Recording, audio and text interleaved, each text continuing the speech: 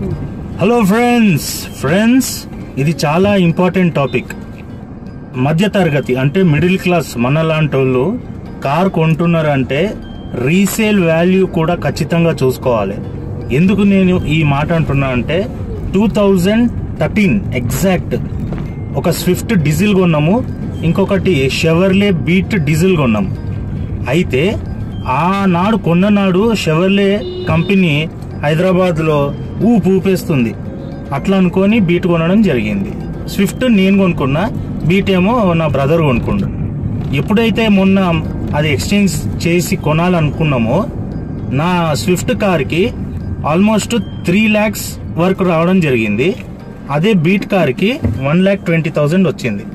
ఎందుచేత Chevrolet company దుకాణం బంద్ చేసుకుని వెళ్ళిపోయింది. కాబట్టి ఎంత అయితే అంత మిడిల్ క్లాస్ మనలా, అంటే నేను మిడిల్ క్లాస్, నాలాగా చాలా మంది ఉన్నారు. మనం ఏ బ్రాండ్ కొనుక్కోవాలి తెలుసా? మారుతి సుజుకి బ్రాండ్ కొనుక్కుంటే సేఫ్. ఇది మీకు చెప్పాలని ఈ వీడియో తీయడం జరిగింది. Good bye.